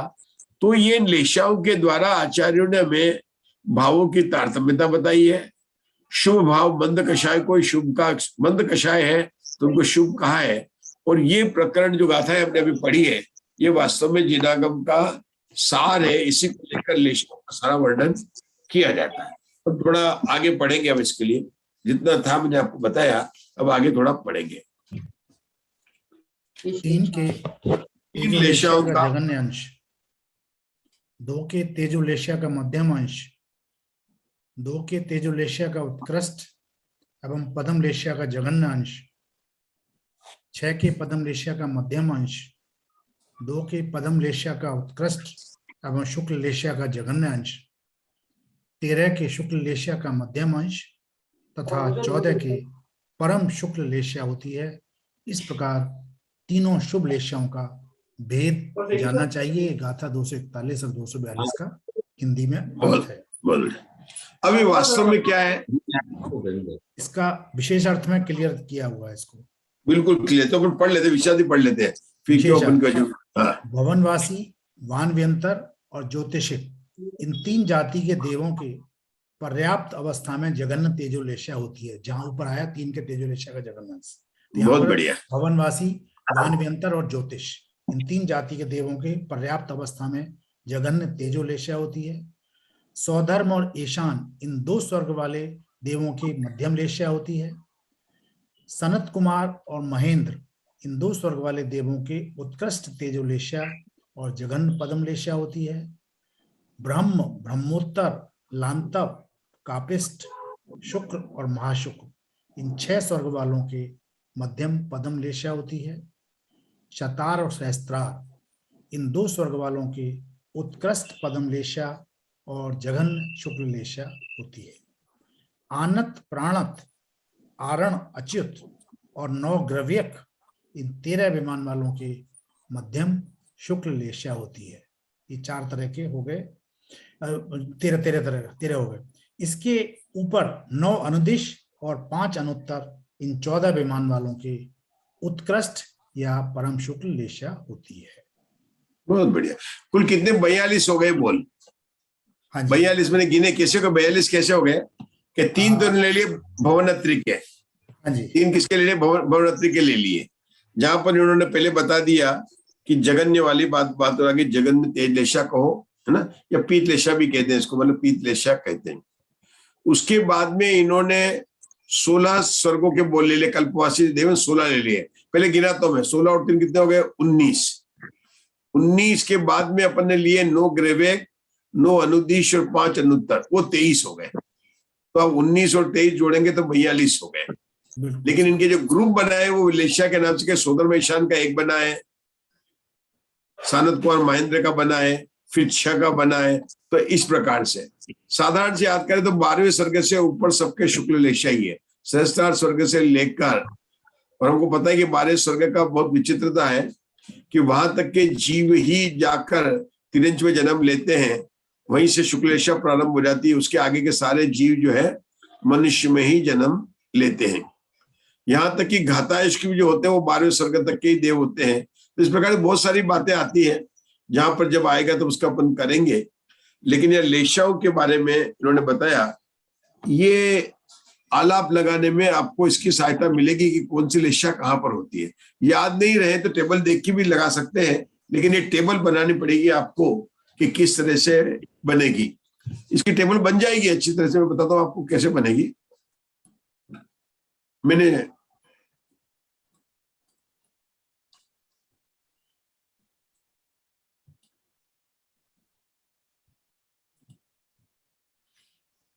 दिख रहा है, दिख रहा है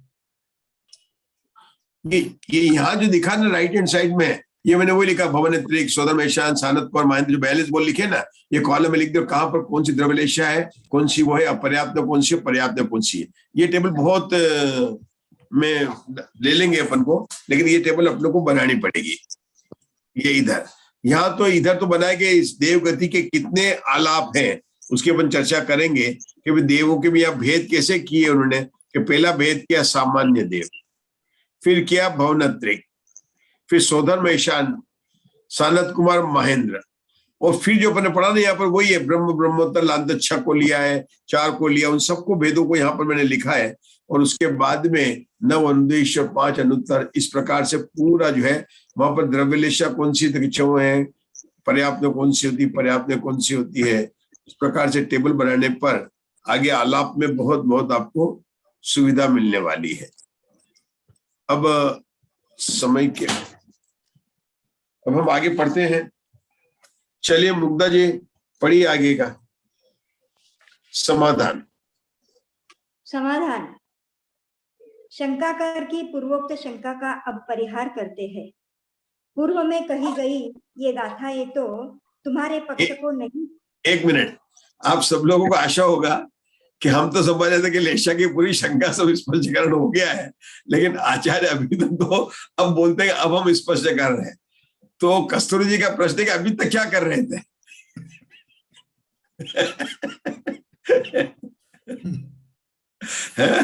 अभी तक क्या मंजुला जी, अभी तक क्या कर रहे थे? अभी तक शंका ही चल रही थी। तो उसका जो है वास्तव में एलोबरेशन ऑफ क्वेश्चन था, क्वेश्चन को विस्तार से कराया जा रहा था, अब कराया जा रहा है ना। कितना वीर सेन आचार्य ने कितना स्पष्ट करने की कोशिश की। वो गाथाएं भी शंका में ही आई है। हाँ, शंका में आई है क्योंकि वो शंकाकार पढ़ा लिखा है ना, वो ऐसा नहीं है कि ऐसे तो सब याद है उसको। अब आचार्य बता रहे हैं उसको। चलो पढ़िए पढ़िए, मुग्धा जी पढ़िए। समाधान। शंका कर की पूर्वोक्त शंका का अब परिहार कहते हैं। पूर्व में कही गई ये गाथाएं तो तुम्हारे पक्ष को नहीं साधन करती है, क्योंकि वे गाथाएं उभय पक्ष में साधारण अर्थात समान है और न तुम्हारी कही गई युक्ति भी घटित होती है, जिसका स्पष्टीकरण इस प्रकार है।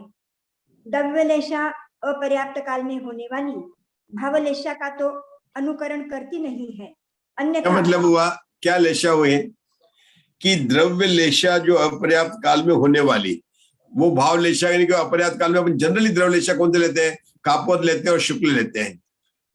मतलब अपन ने जहां पर भी द्रव्य लेशा ली है तो दो ही लेशा ली, कापोत ली है ना, कृष्णनील कापोत और शुक्ल लेशा ली है। और शुक्ल लेशा है तो पर्याप्त ने क्या उसकी भाव लेशा का उसका अनुकरण करेगी क्या? बिल्कुल नहीं करेगी। जहां पर द्रव्य लेशा ये है वहां पर अपर्याप्त अवस्था में कई जगह मिथ्या दृष्टि है तो 3 अशुभ लेशा ली है, कहां पर सम्यक दृष्टि, तो सब अलग अलग जगह पर लेशा ली है। तो आचार्य बोलते हैं कि तुम्हारी जो बात है तुम द्रव्य लेशा और भाव लेशा दोनों को जो मिला रहे हो उसकी ये जो बात नहीं होती है, अनुकरण नहीं करती, मतलब घटित नहीं होती है। चलिए दूसरा पॉइंट नंबर 2। अन्यथा अशुभ तीनों लेशा में उत्तम भोग भूमि या मनुष्यों के अपर्याप्त काल में धवल वर्ण के अभाव का प्रसंग प्राप्त होता है, तथा कर्म भूमि मिथ्या दृष्टियों के भी अपर्याप्त काल में गौर वर्ण का अभाव प्राप्त होता है। इसी प्रकार पर्याप्त जीव संबंधी द्रव्यलेशा पर्याप्त काल संबंधी भावलेशा का नियम से अनुकरण नहीं करती है, क्योंकि वैसा मानने पर 6 प्रकार की भावलेशा क्योंकि मनुष्य और तिर्यंच में अंतर आएगा। 6 प्रकार की भावलेशाओं में निरंतर परिवर्तन करने वाले पर्याप्त तिर्यंच और मनुष्यों के द्रव्यलेशा के अनियमपने का प्रसंग प्राप्त हो जाएगा। क्या बोला यहाँ पर कि ऐसा नहीं है कि द्रव्यलेशा और भावलेशा को अनुकरण करे, देवगति में भले ही हो, लेकिन मनुष्य और तिर्यंचों में तो द्रव्यलेशा और भावलेशा में अंतर हो सकता है। ठीक है ना। चलिए आगे चलिए। और यदि द्रव्यलेशा के अनुरूप ही भावलेशा मानी जाए तो धवल वर्ण वाले बगुले के भी भाव से शुक्ल लेशा का प्रसंग प्राप्त होगा। बहुत बढ़िया, ऐसा सबको समझ में आ गया है ना। तथा धवल वर्ण वाले आहारक शरीरों के और धवल वर्ण वाले विग्रह गति में विद्यमान सभी जीवों के भाव की अपेक्षा से शुक्ल लेशा की आपत्ति प्राप्त होगी। दूसरी बात यह भी है कि द्रव्यलेशा वर्णनामा नाम कर्म के उदय से होती है, भावलेशाएं नहीं। इसलिए दोनों लेशाओं को एक कह नहीं सकते, क्योंकि अघातिया और पुद्गल विपाकी वर्णनामा नाम कर्म तथा घातिया और जीव विपाकी यानी चारित्र मोहनीय कर्म, इन दोनों की एकता में विरोध है। यदि यह कहा जाए कि कर्मों के विसृसोपचय का वर्ण तो भावलेशा से होता है और औदारिक वैक्रियक आहारक शरीर के वर्ण वर्णनामा नाम कर्म के उदय से होते हैं, इसलिए हमारे कथन में यह उक्त दोष नहीं आता है। सो यह कहना भी ठीक नहीं है, क्योंकि कृष्ण लेशा वाला जीव चंड कर्मा होता है वैर नहीं छोड़ता है। इत्यादि रूप से बाहरी कार्यों के उत्पन्न करने में तथा स्थिति बंध और प्रदेश बंध में भावलेशा का व्यापार देखा जाता है। इसलिए यह बात सिद्ध होती है कि भावलेशा द्रव्यलेशा के होने में कारण नहीं है। इस प्रकार उक्त विवेचन से यह फलितार्थ निकला कि वर्णनामा नाम कर्म के उदय से भवनवासी, व्यान्यंतर और ज्योतिषी देवों के द्रव्य की अपेक्षा 6 लेशाएं होती है तथा भवनत्रिक से ऊपर के देवों के तेज पद्म शुक्ल लेशाएं होती है। मैं शंकाकार की स्पष्ट कर दिया कि वो तो जानता है देवताओं में शुभ लेशा होती है, तो भवनत्रिक में अपर्याप्त काल में जो है 3 अशुभ लेशा पाई जाती है। इसके अलावा जो देवता में उत्पन्न होते हैं, मतलब जैसे भोग भूमि के जीव और मिथ्या दृष्टि है, तो वो भोग भूमि के जीव तो नियम से देवगति में ही जाएंगे, लेकिन भोग भूमि के मिथ्या दृष्टि जीव ऊपर कल्पासी में भी जा सकते हैं और नीचे भवनत्रिक में भी जा सकते हैं। तो भवनत्रिक में जाएंगे तो उनके अपर्याप्त काल में अशुभ लेशा होंगी और बाद में पर्याप्त होने के लिए ही होगी। अगर भोग भूमि का सम्यक दृष्टि है तो वो तो ऊपर ही जाएगा, सोधर्म ईशान देव में जाएगा, तो उसकी बात तो वो लेशा ही रहेगी उसके, तो अगर सोधर्म ईशान में जा रहा है। सब बातों को बताकर यही बताया है कि द्रव्य लेशा और भाव लेशा को अनुकरण नहीं करती है, दोनों में अंतर है। ठीक है ना, ये बात यहाँ पर क्या है, तो दोनों के ही होते हैं, सम्यक के भी और मिथ्या दृष्टि दोनों के ही होती हैं लेशा, 6 लेशा। हाँ, एक पंडित साहब एक बात बताइए, आप तो बताए सम्यक दृष्टि के नहीं हो सकता ना, क्यों नहीं हो सकता? अरे कापुर लेशा बताइए, राजा शाही सम्यक दृष्टि है, नरकों में होगा तो उसका अशुभ लेशा भी होगी, है ना, लेशा से तो जहां जो बताइए।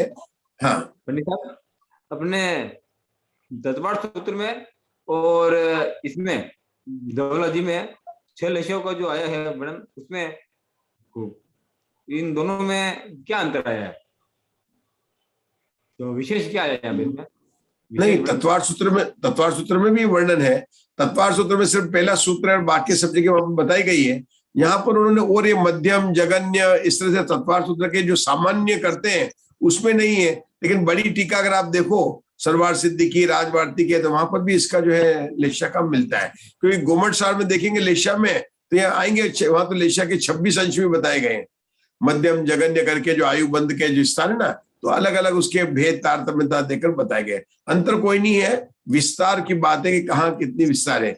यहाँ इसको क्यों बताना पड़ा कि ये सबकी टेबल अलग अलग बनाने वाले हैं, भवनत्री की, सोधर्म ईशान की, सानत कुमार की, तो वहां कौन सा अंतर होगा कि बाकी सब तो सेम रहेगा, गुणस्थान सेम रहेंगे, सब सेम रहेगा, लेशाओं में जाकर अंतर हो जाएगा।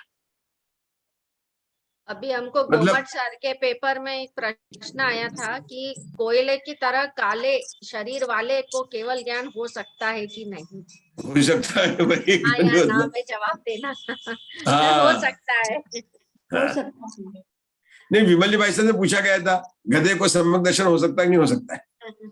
हो सकता है, हो सकता है। पूछा था ना विमल भाई साहब से उस दिन, है ना, तो गधे को सम्यक दर्शन हो सकता है, हो सकता है। अरे जिसका रंग काला है वो लड़का या महाराष्ट्र बोर्ड में फर्स्ट आ सकता है नहीं आ सकता है कि गोरा रंग वाला ही आएगा, या जिसकी हाइट ज्यादा है, रंग का कोई मतलब नहीं है, शरीर के कोई मतलब नहीं है, उसकी हाइट कम है इसलिए वो कम नंबर वाला होगा क्या? अरे इसके अधिक नंबर कैसे आ सकते हैं, उसकी तो हाइट कम है, जिसकी हाइट ज्यादा होगी उसको कोई मतलब नहीं है, हाइट से रंग के कोई मतलब नहीं है। यहाँ यही बताया कि द्रव्य लेशा और भाव लेशा में कोई संबंध नहीं है। अरे अपने तीर्थंकर के हो गई ना, सफेद रंग के थे, काले रंग के थे, नीले रंग के थे, लेकिन तीर्थंकरों में कोई अंतर नहीं है, अंदर से जो उनकी सामर्थ्य में कोई अंतर नहीं है। मतलब बाल्यावस्था में पाना यानी शुक्ल लेशिया पाना, मतलब और उनको तो लेशिया अतीत होना है, लेशिया से भी पार होना है, लेशिया से पार होना है। हमें लेशिया लेना कहाँ है? हाँ। अलेशिया स्थान है ना सिद्ध भगवान के, सिद्ध भगवान तो अलेशिया स्थान है। बहुत अच्छा, चलिए आगे पढ़ेंगे। शंका पढ़ेंगे, आज पढ़ना चाहेंगे क्या? आज थोड़ा आपका मन हो रहा है, किसका? हमारे सूरज जी भाई साहब के, मुकेश जी भाई साहब। मुकेश जी पढ़ना चाहेंगे आज? आपकी वाणी से सुनने का मतलब अवसर मिलेगा हम लोगों को। बोले पढ़िए पढ़िए। इसमें कौन कहाँ पढ़ना है? अच्छा, मतलब अपनी लेशा वाली बात चल रही थी, जहाँ पर आया था ना, पूरा हो गया। अब नहीं, शंका शंका बहुत, लेशा वाला जीव शंका चालू है। हाँ चलो, हाँ बोल, शंका 37 पेज पे सबसे नीचे वाला शंका। बहुत वर्ण वाला जीव शरीर को एक लेशा कैसे बन सकती है? समाधान आवाज कम आ रही है नहीं, आपकी। क्योंकि आवाज कम आ रही है? हाँ बहुत कम है आवाज। सही आ रही है, सही आ रही है। आ रही नहीं आ रही? नहीं, अब बोलिए। क्योंकि आ रही है, अभी बराबर है। जी अभी आ रही है जी। आ रही है, आ रही है। ठीक है, ठीक है। नहीं, जी समाधान नहीं, क्योंकि प्राधान्य पद का आश्रय कर काक कृष्ण है। इस प्रकार पांचों वर्ण वाले काक को जिस प्रकार कृष्ण कहते हैं, उसी प्रकार प्रत्येक शरीर में द्रव्य से कचमेका छो लेशों के होने पर भी एक वर्ण वाली लेशा के व्यवहार करने में कोई विरोध नहीं आता है। द्रव्य लेशा आलाप के आगे भाव से तेज पद्म और शुक्ल लेशाएं भव्य स्थितिक अभव्य स्थितिक छो सम्यक्त संगीत आहारक साकारोपयोगी और अनाकार उपयोगी होते हैं। उन्हीं देवों के अपर्याप्त काल संबंधी रुके, ये पर्याप्त के समाप्त हो गए। अब आप पर्याप्त के मंजुला जी पढ़ेंगे। मंजुला जी पढ़िए इंदौर से।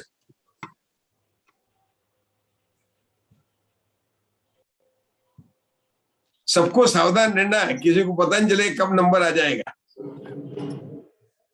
चलिए कोई दूसरा पढ़ेगा तब तक, उनको जब तक पीडीएफ निकालनी है। हाँ निकालिए, कोई बात नहीं। जैसे हमारे मुकेश जी पैसा का नंबर आया है तो उनको जिनवाने लेने जाना पड़ा है ना, सबको अलग अलग। चलो मैं पढ़ूं?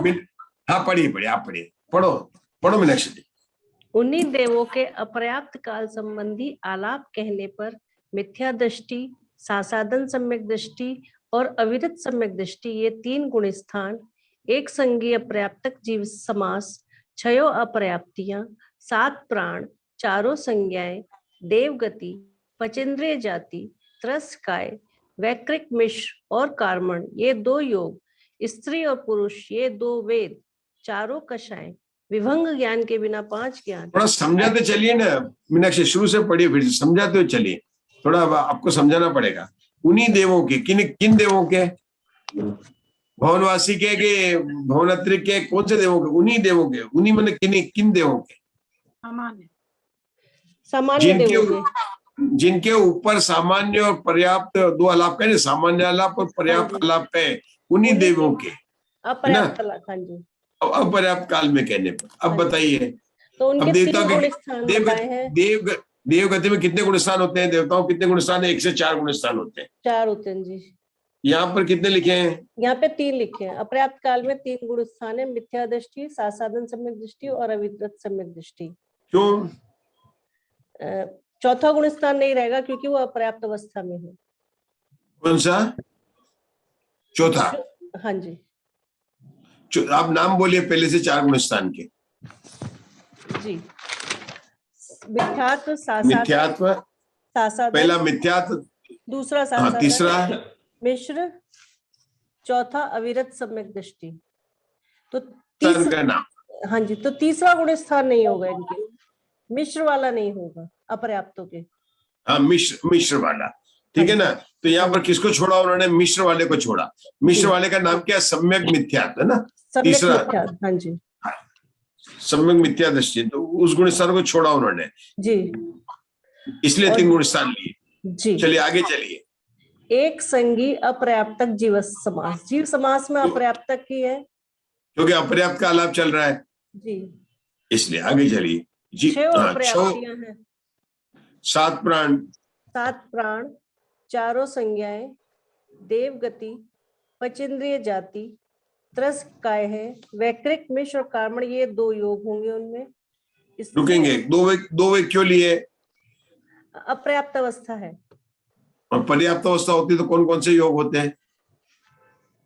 4 मनोयोग, 4 वचन योग, वैकृक काय योग। कितने हुए? 9 हो गए, और इसमें 2 ठीक है। आगे बोलिए। स्त्री और पुरुष, ये 2 वेद है, नपुंसक वेद नहीं होता देवों में। चारों कषाएं हैं, विभंग ज्ञान के बिना 5 ज्ञान है, असंयमी होते हैं, आदि के 3 दर्शन हैं, द्रव्य से कापोत शुक्ल लेश्याएं हैं, भावों से 6 लेश्याएं हैं, भव्य सिद्धिक है, अभव्य सिद्धिक और भव्य सिद्धिक दोनों हैं। ठीक है, उषा दोषी पढ़ेंगे ज्ञान मार्गणा में क्या बताना, विभंग ज्ञान के बिना 5 ज्ञान मिला आपको, विभंग ज्ञान के बिना 5 ज्ञान। 5 ज्ञान, अपर्याप्त अवस्था में 5 ज्ञान है, कुमति कुश्रुति और कुअवधि कुश्रुति, दो वो है, कुमति कुश्रुत और फिर मति श्रुत और अवधि, 5 ज्ञान है। 5 ज्ञान कैसे हो गए? ज्ञान तो खुली अवधि ज्ञान है, इसलिए विभंग अवधि ज्ञान नहीं है। विभंग ज्ञान क्यों लिया? क्योंकि अपर्याप्त अवस्था का आलाप किसका चल रहा? अपर्याप्त अवस्था चल रहा, और अपर्याप्त अवस्था में विभंग ज्ञान नहीं होता है, नहीं होता है। ठीक है ना? ठीक है, तो ये आशा मैंने 5 ज्ञान क्यों लिया? मतलब केवल ज्ञान भी होगा क्या इनको? 5 ज्ञान मतलब मति शुद्धावधि मन पर केवलानी के आनम, ज्ञान तो 8 होते हैं, ज्ञान तो 8 होते हैं।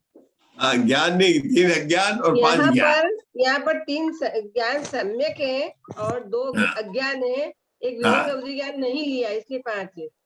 हाँ, तो 2 ज्ञान, 2 अज्ञान और 3 ज्ञान है ना? 3 ज्ञान और 2 अज्ञान, बराबर, इसलिए 5 हो गए। और कोई विशेषता है मुग्धा जी इसमें?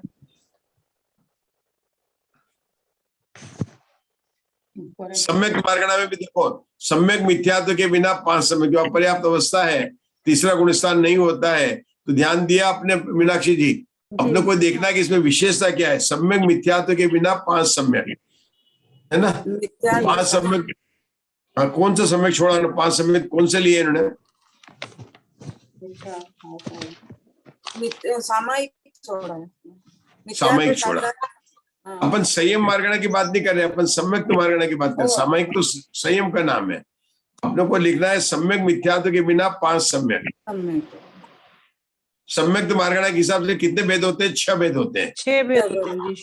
मिथ्यात्व, सासादान और तीसरे गुणस्थान का सम्यक मिथ्यात्व। और 3 कौन से होते हैं? औपशमिक, शायिक और शायब। तो ये अपर्याप्त अवस्था में देवता में देखो, यहाँ पर शायब शमिक भी है, औपशमिक भी है और शायिक भी है। 3 तो हो गए, मिश्र नहीं होगा। मिथ्यात्व, सासादान है, औपशमिक, शायिक और शायब शमिक, 5 ज्ञान, 5 सम्यक। क्योंकि तीसरा गुण स्थान नहीं, इसलिए उसका जो है उन्होंने छोड़ दिया उन्होंने, ठीक है ना? क्योंकि अपर्याप्त अवस्था की बात चल, इसलिए 5 सम्यक। हाँ, क्या बोला मुद्दे? औपशमिक अपर्याप्त अवस्था में कैसे लिया? ये तो बहुत बड़ी बात है यहाँ पर। ये तो गलत हो गया। बताओ, बहुत ऊंची बात है। पहले कोई हाथ खड़ा करेगा जो मुग्धा जी के इस प्रश्न को बताएगा, क्योंकि प्रथमोषम संवेद काल में तो मरण भी नहीं होता और जन्म भी नहीं होता है, तो फिर ये कौन सा आ गया? ये कुछ छूट गया है क्या है?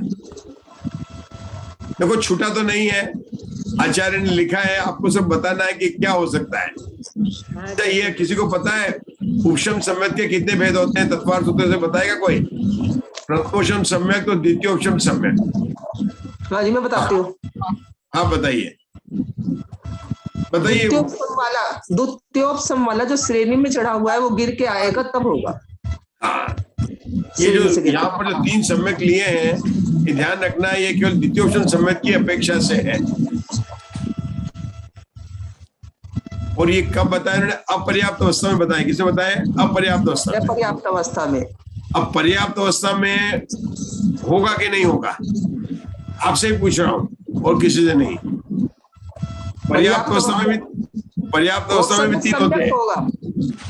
औपशमिक सम्यक होगा, औपशमिक चारित्र नहीं होगा। नहीं, चारित्र की बात नहीं पूछे, और औपशमिक सम्यक की बात नहीं कर रहे हैं। औपशमिक सम्यक तो होगा ही होगा। कौन सा होगा पर्याप्त में? लिखे हैं पर्याप्त में, औपशमिक भी होगा, छायक सम्यक भी होगा, छायक नहीं होने का। मेरा प्रश्न नहीं है, शायक भी होगा वहां पर।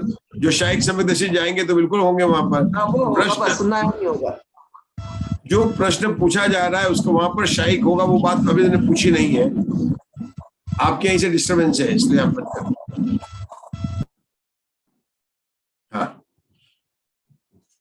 देखिए द्वितीय उपशम में जो उपशम श्रेणी में जिन मुनिराज का मतलब जो है आयु पूर्ण हो जाती है ना, वे द्वितीय उपशम सम्यक में हैं भी, मतलब वे मरकर देवगति में ही जाएंगे, तो उनके अपर्याप्त अवस्था में द्वितीय उपशम सम्यक तो पाया जाता है।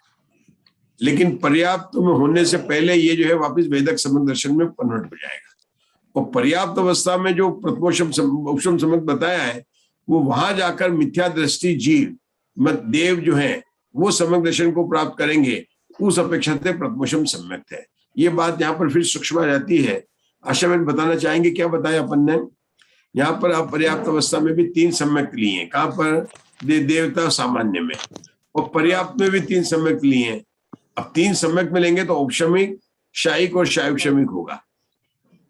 हाँ, तो जो औपशमिक सम्यक थी वहां पे पर्याप्त अवस्था में शायुपशमिक सम्यक नहीं, प्रथमोपशम सम्यक नहीं, द्वितीयोपशम सम्यक थे। इसका कारण ये बताया कि कोई जीव मनुष्य गति में श्रेणी आरोहण कर रहा उपशम श्रेणी से, तो अगर उसकी आयु पूरी हो गई और वो गिर गया तो वो नियम से वो चौथे गुण स्थान में मतलब उसका मरण होता है, और वो क्षयोपशम सम्यक के साथ में देवगति में जाता है, तो अपर्याप्त अवस्था में उसके क्षयोपशम सम्यक होता है, और अंतर्मुख काल बाद में उसको वापस वो सम्यक छूट जाता है।